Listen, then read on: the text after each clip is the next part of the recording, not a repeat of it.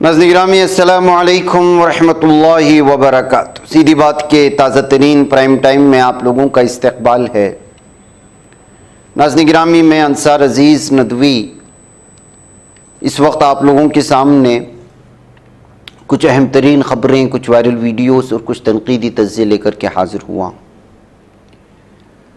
नाज़रीन गिरामी, तफसीलात में जाने से पहले आप लोगों के सामने इत्तला दी जा चुकी है कि मुश्तरका कुर्बानी इस साल भी पहाड़ी इलाक़ों में किया जा रहा है। जिन लोगों को हिस्सा लेना है और ज़रूरतमंद बस्तियों तक, गरीब और बहुत सारी जो उनको जो है इस वक्त ज़रूरत पड़ती है और महीने हो जाते हैं गोश्त नहीं पहुंचता ऐसे घरों में, अगर आप भी गोश्त पहुंचाना चाहते हैं इस मरतबा कुर्बानी के मौके पर तो ज़रूर इसमें हिस्सा लें। और नीचे व्हाट्सएप का नंबर दिया जा रहा है, उस पर व्हाट्सएप करेंगे तो तफसीलात मिलेगी। नाज़रीन गिरामी,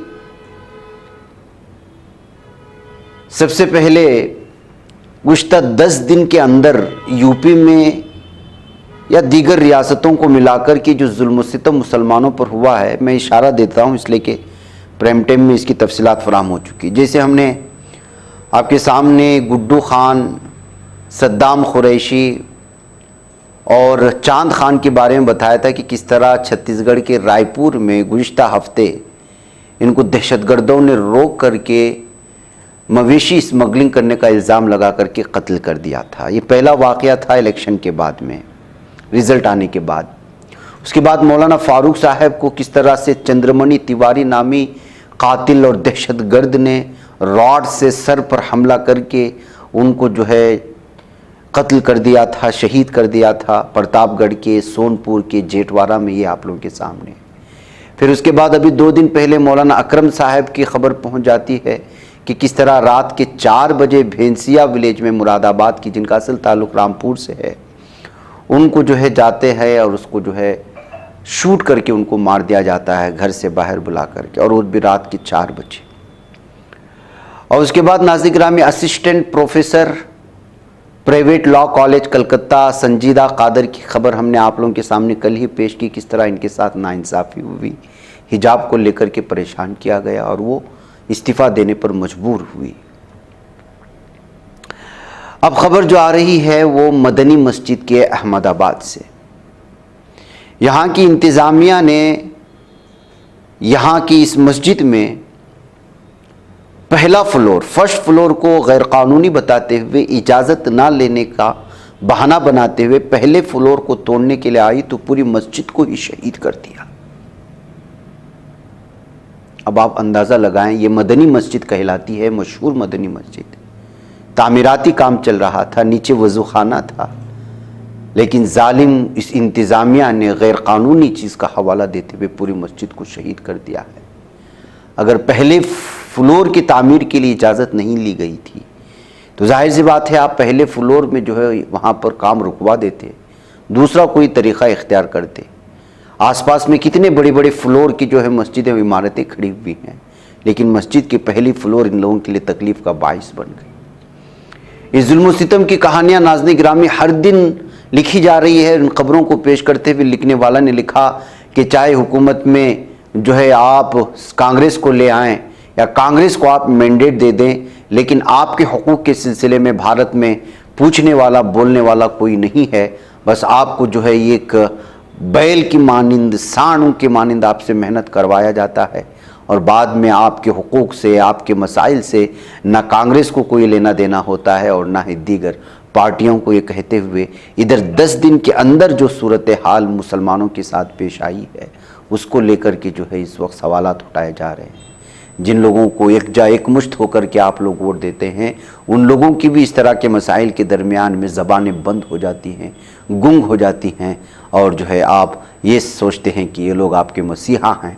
ये कहते हुए इस वक्त सोशल मीडिया में अलग अलग तरह के जो है तबसरे पढ़ने को मिल रहे हैं। नाज़रीन गिरामी, शामिली का भी वाक़या आप लोगों तक पहुँच चुका होगा कि किस तरह एक दरिंदे बेटे ने अपने ही बाप को कत्ल कर डाला है। जी हाँ नाज़रीन गिरामी, जिस तरह से इस वक्त वारदात और हादिसात की अलग अलग तरह की ख़बरें आ रही हैं, वाकई वो शश्तर कर देने वाली, हैरान कर देने वाली, समाज में पाए जाने वाली वो बुराइयां जो अलग अलग तरह से पाई जा रही हैं, और फिर लगातार मदारिस, मसाजिद और मसाजिद के अइम्मा इस वक्त निशाने पर हैं। ये मामला किसी दूसरे मजहब से जुड़ा हुआ नहीं, एक बाप बेटे का है, लेकिन आप अंदाज़ा लगाएं, एक दिन में 2 अइम्मा मसाजिद के कत्ल से सनसनी जो फैली तो फैल गई, और उसके बाद जो है 60 साल हाफिज फजलुर रहमान पासी के गांव जजोला में वाक़ दीनी मदरसे में मुदर्रिस और एक मस्जिद में मनसबी इमामत पर फाइज थे। आज वो अपने वतन गांव बल्ला मजरा में आए हुए थे। शामिली के आला पुलिस अफसर ने कहा कि मुलजिम को जल्द ही गिरफ्तार किया जाएगा। मुलजिम की उम्र 17 साल बताई गई है और मुलजिम ज़हनी तौर पर जो है वो माजूर है। दरअसल एक अंदोहनाक वाक़या इमाम साहब के हैवान बने बेटे ने अंजाम दिया था, जो सर से धड़ को अलग कर दिया था इस बेटे ने 17 साल की। आसपास के देही बाशिंदे और पुलिस मौके पर पहुंचे और लाश को कब्जे में लेकर तिब्बी कार्रवाई के लिए भेज दिया। गांव के मस्जिद में इमामत के फ़राइज़ अंजाम देने वाले हाफिज फजलुर रहमान साहब अपने बेटे जुनैद के साथ खेत में गए हुए थे, और वहीं किसी बात को लेकर के बाप बेटे में आपस में झगड़ा हो गया। जुनैद ने अपने वालिद पर फावड़े से हमला करके, बार बार उन पर हमला करके इससे शदीद हमला कर दिया कि उनका सर बदन से अलग होकर दूर जा गिरा। इस भयानक कत्लेआम का आप अंदाज़ा लगा सकते हैं कि क्या सूरत हाल है। तो नाज़रीन गिरामी, ये सूरत हाल बनती जा रही है, क्राइम और जराइम की इंतहा होती जा रही है। आइए एक और ख़बर की जानिब। आरएसएस और बीजेपी के दरमियान में जो दूरियां हैं और दूरियां बनी इलेक्शन से पहले और किन बातों को लेकर के बनी, इस पर मेरे 3-4 अलग अलग प्राइम टाइम आ चुके हैं इससे पहले। अब आरएसएस का एक और बयान जो है वो बीजेपी पर सख्त हमले के साथ सामने आया है। राष्ट्रीय सेवम सेवक संघ के तर्जुमान ऑर्गेनाइजर ने लोकसभा इंतखाबात में अपने बलबूते पर अक्सरियत हासिल करने में कामयाब न होने पर बीजेपी पर तनकीद की। संघ ने लिखा है कि ऐसे नताइज बीजेपी लीडरों और कारकुनों की ज़्यादा खुद एतमादी की वजह से आए। ऑर्गेनाइजर में शाये मजमून में रतन शारदा ने कहा है, अवाम और आम लोगों की आवाज़ सुनने के बजाय बीजेपी कारकुन वज़ीर-ए-आज़म नरेंद्र मोदी की मदहसुराई की चमक से लुत्फ़ अंदोज़ हो रहे थे। मजमून के आगाज़ में संघ ने लिखा है कि भले ही मरकज़ में तीसरी बार मोदी हुकूमत बनी, लेकिन इस बार बीजेपी अपने बलबूते पर मुकम्मल अक्सरियत के साथ हुकूमत बनाने में नाकाम रही। मजमून में कहा गया कि उत्तर प्रदेश समेत कई रियासतों में पार्टी की कारकर्दगी इंतहाई खराब और मायूसकुन है, और बीजेपी लीडर इंतखाबी हिमायत के लिए स्वयं सेवकों तक पहुँचते ही नहीं। याद रहे कि संघ अपने कारकुनों को स्वयं सेवक कहता है। उसने कहा कि बीजेपी ने इन कारकुनों पर कोई तवज्जो नहीं दी जो निचली सतह पर काम कर रहे थे। संघ ने इंतहाई तनकीदी अंदाज में कहा कि बीजेपी ने इन कारकुनों पर एतमाद का इजहार किया जो सेल्फियों की मदद से मुहिम चला रहे थे। संघ के रुकन रतन शारदा मजमून में मजीद लिखते हैं कि इंतखाबी नताइज बीजेपी को आईना दिखाने वाले हैं। तो नाज़रीन गिरामी, ये मजमून जो बहुत लंबा है, ये साफ़ और वाज़ेह तौर पर ये बयां करता है कि जो इस वक्त संघ परिवार में और बीजेपी में जो दूरियों की बातें हो रही थी, जो एक दूसरे की खींचातानी की बातें हो रही थी, वो हकीकत में इस वक्त नताइज के सामने आने के बाद पूरी तरह से खुल करके सामने आ गई हैं। नाज़रीन गिरामी, जम्मू सूबे में बढ़ते हुए मिलिटेंट हमलों के पेश नज़र हाई अलर्ट जारी कर दिया गया है। आपको मालूम होना चाहिए कि गुज़िश्ता 2 दिन में 3 बड़े मिलिटेंट हमले हुए हैं, जिनमें 9 यात्री, 1 सीआरपीएफ का नौजवान, जबकि 35 यात्री, 5 सिक्योरिटी फोर्सेस के एहलकार बहुत ज़्यादा ज़ख्मी हुए हैं। 72 घंटों के दौरान पेश आए इस मिलिटेंट या दहशतगर्दाना हमले को लेकर कि इस वक्त अलग अलग तरह के तबसरे शुरू हो चुके हैं। एक तरफ लगातार ये हमले हो रहे हैं, दूसरी जानिब जो है मुल्क के पीएम अलग अलग फंक्शनों में, अलग अलग हलफ बर्दारी के जो है फंक्शनों में और प्रोग्रामों में शरीक हो रहे हैं, कहते हुए जो है उन पर तनकीद करने की कोशिश हो रही है। कठुआ में सिक्योरिटी फोर्सेस की जवाबी कार्रवाई में एक आदमशनाख्त मिलिटेंट भी मारे जाने की खबरें हैं। डोडा के छत्रगला इलाके में दरमियानी शब मिलिटेंटों ने टीओबी पर हमला किया, जिसके नतीजे में सिक्योरिटी फोर्सेस के 5 एहलकार जख्मी हुए। कठुआ के हीरानगर इलाके में मंगल की शाम सिक्योरिटी फोर्सेस मिलिटेंटों के माबैन तसादुम में एक मिलिटेंट और सीआरपीएफ जवान जान से गए, जबकि एक आम शहरी भी यहाँ पर जख्मी होने की खबरें हैं। इसी बात को लेकर के उद्धव ठाकरे ने जो है बीजेपी पर और पीएम मोदी पर निशाना साधा है, और किस तरह निशाना साधा आप खुद अंदाजा लगा लें। तो आम्ही प्रामाणिकपणाने पार पाडू। उद्धव जी, इसके अलावा जम्मू कश्मीर में पिछले 3 दिन में 3 बड़े आतंकी हमले हुए हैं, अभी भी सर्च चल रहा है, घटनाएं रुक नहीं रही, लोगों की जाने गई। किसकी जिम्मेदारी है? अब की बार वाले कहां गए? अभी बार बार वहां हमले हो रहे हैं, इसके बावजूद अब की बार वाले वहां जा नहीं रहे हैं। कल परसों मोहन जी भागवत उन्होंने भी कहा कि मणिपुर जल रहा है। एक साल के बाद, खैर उन्होंने कहा तो सही, क्या अब भी प्रधानमंत्री वहां नहीं जाएंगे, गृह मंत्री वहां नहीं जाएंगे? कश्मीर तो उन्होंने पूरे चुनाव प्रचार दरमियान एक बड़ा प्रचार किया था, 370 आर्टिकल हमने निकाला। उसकी सच्चाई भी क्या है मैंने भी रखी थी सबके सामने, और हमारे जो वकील साहब है असीम सरोदे जी, उन्होंने भी कहा था। खैर वो बात अभी नहीं करेंगे, लेकिन क्या फर्क पड़ा है कश्मीर में? जाने तो जा रही है, और ये तो व्यस्त है सरकार हमने कितने बार, तीसरी बार सरकार स्थापन किया, तो तीसरी बार स्थापन किया जरूर, लेकिन आपने अभी क्या कि पिछले कितने दिन में तीसरी बार हमला हुआ? 3 दिन में 3 हमले हुए हैं। तो जिम्मेदार कौन है? क्या अब भी मोदी जी वहां नहीं जाएंगे? कि अब भी वो बाकी जो विपक्ष, हम तो विपक्ष नहीं मानते, प्रतिपक्ष कहते हैं, उनको ही खत्म करने में अपना आनंद मनाएंगे? तो जिम्मेदारी उनकी है। अगर उनसे ये सारी बातें नहीं संभाली जाती तो फिर से प्रधानमंत्री होने का उनको कोई अधिकार नहीं है। ठीक है, अभी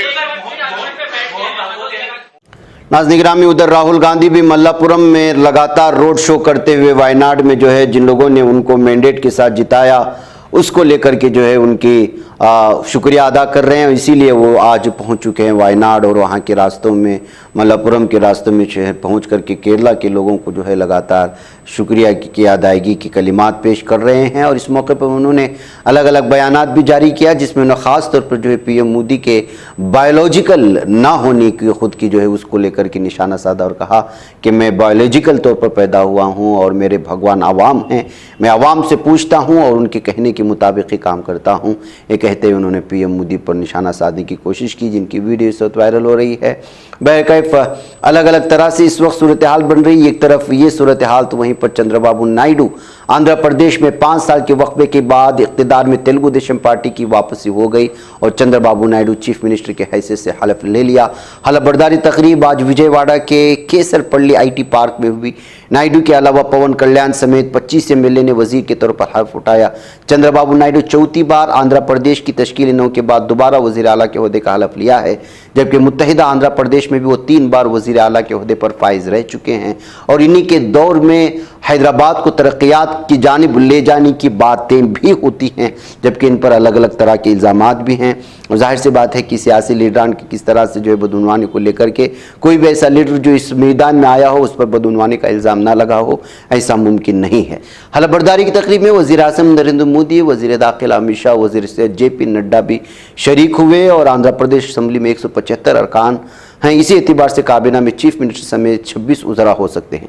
पवन कल्याण को डिप्टी CM बनाया जा सकता है, बल्कि बनाए जाने का ऐलान भी शायद हो चुका है। मोहम्मद फारूक काबीना में N मोहम्मद फारूक वाहिद मुस्लिम वजीर हैं। आंध्र प्रदेश में TDP पवन कल्याण की जनसेना और BJP ने मुश्तरका तौर पर इलेक्शन लड़ा था। NDA को 164 असम्बली सीटें मिली, इनमें से TDP को 135, जनसेना पार्टी को 21 और BJP को 8 सीटें मिली थी।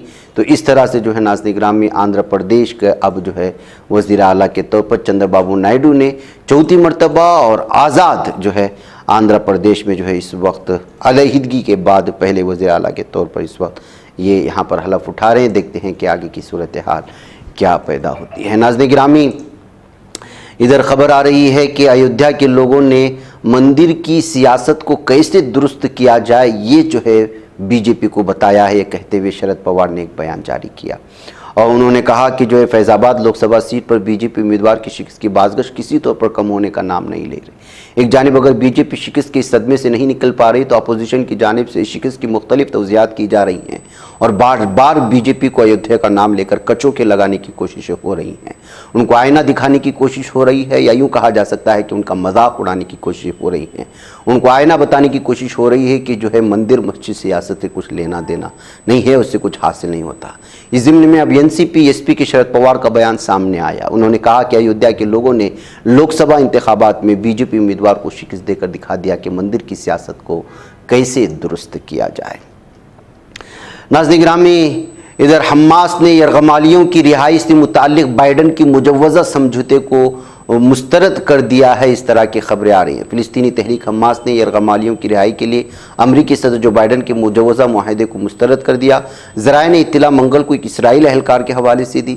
अहलकार ने यह भी कहा कि इसराइल को हमास की तरफ से सालिसों के जरिए जवाब मिला है। उन्होंने कहा कि हमास ने मिस्टर बाइडन की तजवीज़ की बुनियादी पैरामीटर्स को तब्दील कर दिया है, लिहाजा जो है वो किसी भी तरह से वहाँ पर झुकने को तैयार नहीं हैं।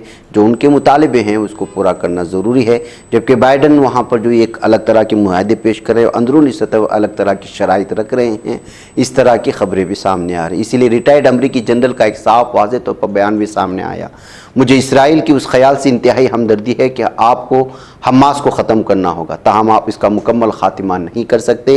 ये कहना था अफ़गानिस्तान में अमरीकी कमांड सेटकॉम के साबिक जनरल मैकेंजी का, जिनसे वॉइस ऑफ अमेरिका की कार्ला बाब ने मंगल को इंटरव्यू किया था। इस इंटरव्यू में अफगानिस्तान से अमरीकी फ़ौजों के इनखला के अलावा यूक्रेन के तनाज़े इसराइल हमास जंग पर भी बात की गई। वॉइस ऑफ अमेरिका ने साबिक जनरल फ्रैंक मैक्जी से सवाल किया कि आया हमास के खिलाफ इसराइल की जंग जीती जा सकती है, हमास का मुकम्मल खात्मा मुश्किल है। इस तरह साफ और वाज़ेह तौर पर मैकेंजी ने इसका जवाब दिया।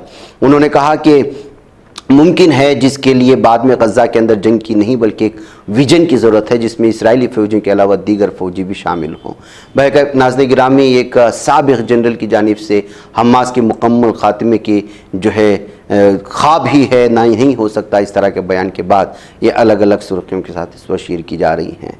नाज़रीन गिरामी, हिज़्बुल्लाह ने एक बार फिर वो घर जिस घर में सेहूनी दहशतगर्द सेहूनी दरिंदे छुपे हुए थे उस पूरे घर को एक की साथ उड़ाने का दावा करते हुए कई बीसियों की तादाद में सेहूनी दरिंदों को जो है जहन्नम हासिल करने का दावा किया है और उसकी ये वीडियो भी हिज़्बुल्लाह की जानिब से शेयर कर दी गई है।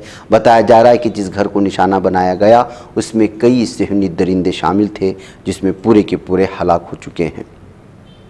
इसके अलावा भी नाज़रीन गिरामी, हमास की जानिब से लगातार अलग अलग तरह की वीडियोस जो इस वक्त जो है निशाना बना कर के सहनियों को जहन्नम हासिल कर रहे हैं, उनको निशाने पर ले रहे हैं। इसकी एक एक करके वीडियो लगातार सामने आ रही हैं जिस पर जो है अलग अलग तबसरे इस वक्त शुरू किए जा चुके हैं। बहरकैफ नाज़रीन गिरामी, इस वक्त मुझे यहाँ पर इजाज़त दें, इंशाल्लाह फिर आप लोगों से मुलाकात होगी। अस्सलामु अलैकुम व रहमतुल्लाहि व बरकातहू।